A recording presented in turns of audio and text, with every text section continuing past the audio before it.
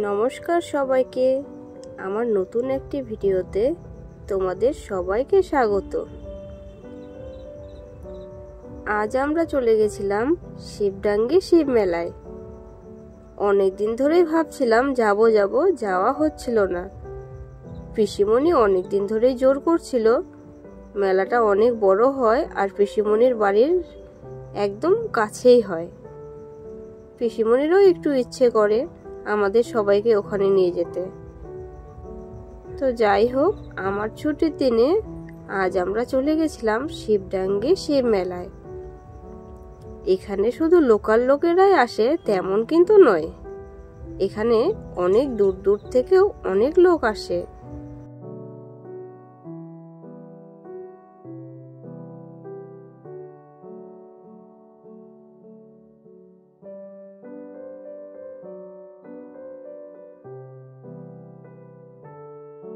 শুধু কিন্তু তাই নয়, এখানে যা মানত করা হয় সব কিছুই নাকি পূরণ হয়। আমারও একবার হয়েছিল। আমরা কিন্তু কথা বলতে বলতে প্রায় চলেই এসেছি ভোলা বাবার মন্দিরের সম্মুখীন।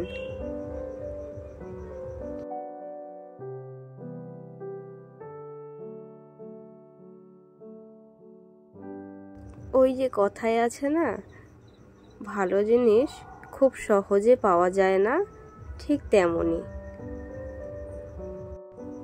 ভোলা বাবার মন্দিরটা কিন্তু গ্রামের অনেকটাই ভেতরে যেতে হয়।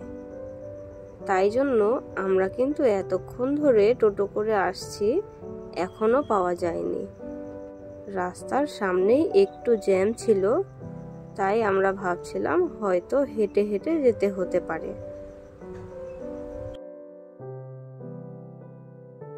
কিন্তু ড্রাইভার দাদা বলল না, হাঁটতে হবে না, আর কিছুক্ষণ নিয়ে যাওয়া যেতে পারে।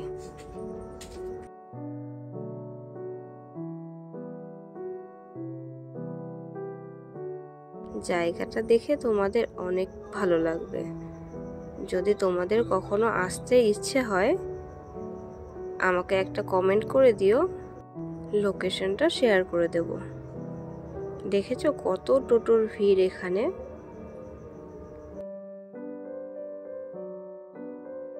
ভোলা বাবা সবসময় কিন্তু ঠান্ডা প্রকৃতিতে থাকতেই ভালোবাসে। চারি সাইডটা কি সুন্দর সবুজে ঘেরা, দেখেছো? ওয়েদারটাও এত সুন্দর যে এই নিয়ে আর কিছু বলার নেই।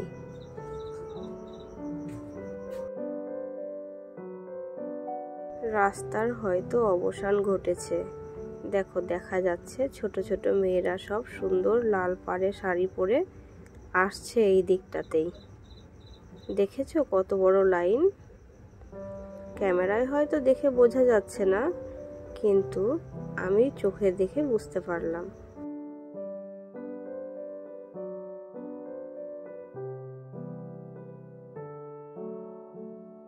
যাতে লোক গাড়ি না নিয়ে ঢুকতে পারে তার জন্য এই ব্যবস্থা করেছে। কারণ কেউ তো এখন শুনবে না, ভাববে বাইক নিয়ে চলে যাই, একটু ইজি হবে, কিন্তু তাতে তো লোকের অনেক সমস্যাও হতে পারে। তাই জন্য এখানকার দাদারা হয়তো ওখানে মোটর সাইকেলটা দিয়ে রেখেছে।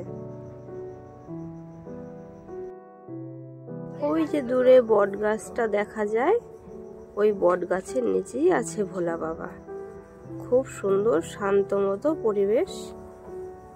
দেখে এমনকি এই জায়গাটায় আসলেই তোমরা বুঝতে পারবে কতটা শান্তিময় জায়গা এটা একটা।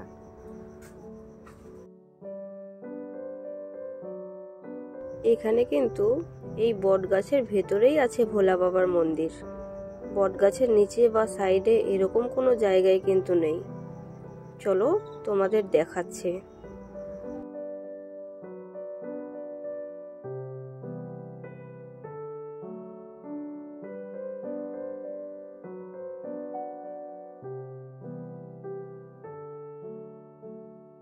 এতটাই ভিড় ছিল যে এই লাইন দিয়ে তারপরে ভোলা বাবার মাথায় জল ঢালতে গেলে আমাদের পরের দিন জল ঢালতে হতো।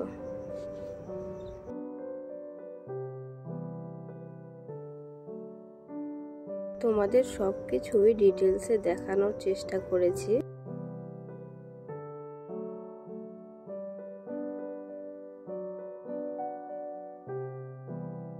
সামনে দিয়ে ঢুকলে হয়তোবা আজ আর যেতে পারতাম না, তাই পেছন দিক দিয়ে এলাম।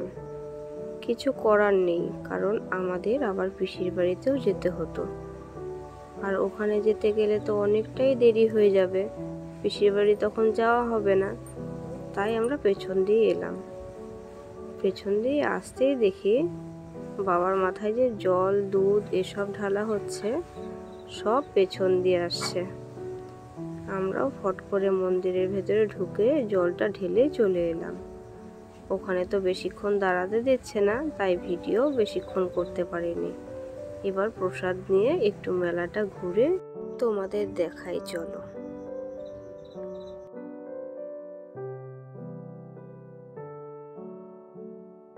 আমরা পেছন দিয়ে এসেছি বলে এখানে যে লাইন দাঁড়াতে হয়নি তা কিন্তু একদমই না। আমাদের এখানেও অনেকটা লাইনই দাঁড়াতে হয়েছিল, কারণ সব জায়গাতেই এখানে লাইন হয়। কিছু করার নেই, ভিড়টা তো অনেকই পড়ে। শুধু যে এটা বছরে একবার তা কিন্তু না, সারা বছর এখানে মোটামুটি এমনই ভিড় থাকে। প্রত্যেক সোমবারে যদি তোমরা আসলেই দেখতে পারবে কতটা ভিড় হয় এখানে। তোমরা যদি কখনো এই মেলায় আসতে চাও, শ্রাবণ মাসে প্রথম থেকে একদম শেষ পর্যন্ত হয়, তোমরা কিন্তু এসে দেখে যেতে পারো। আশা করি তোমাদেরও ভালো লাগবে। আবারও বলছি, ঠাকুরটা কিন্তু ভীষণ জাগ্রত। তোমাদের যদি কোনো মনের আশা থাকে সেটাও পূরণ হয়ে যাবে, একবার এসেই দেখো। দেখো, আমরা এই সময় এসেছি, তারপরেও কিন্তু ভোগ অনেকটাই শেষ হয়ে গেছে। ভোগও রান্না হচ্ছে, দেওয়া থাওয়াও হচ্ছে। একদিকে রান্না হচ্ছে, একদিকে দেওয়া থাওয়া হচ্ছে, এই করে শেষও হচ্ছে, আবার রান্নাও হচ্ছে।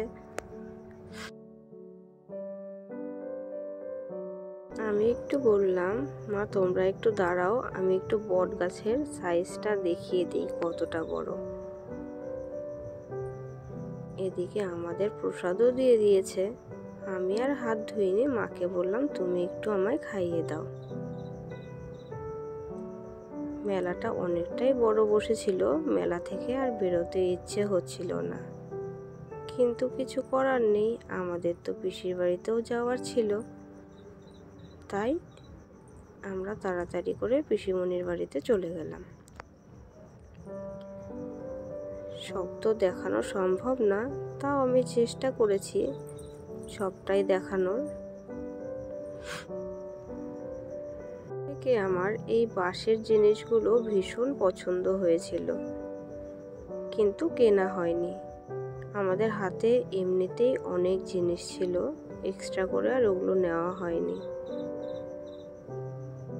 এবার আমরা বাড়ির পথে রওনা দিচ্ছি, মানে পিসিমণির বাড়ির দিকে। এখানেও এতটাই ভিড় যে আমরা না হাঁটা পাওয়া গেলে এত কিছু দেখতে পেতাম না। দেখেছো কতগুলো বাইক রাখা আছে এখানে? নিশ্চয়ই এই বাইকে একটা করে লোক আসেনি, সব বাইকে মোটামুটি 3 জন করে এসছে, তাই তো এত ভিড়। আর এতটাই দূরের রাস্তা, তারপরেও যে ভিড় একটু কমবে তা কিন্তু হয়নি।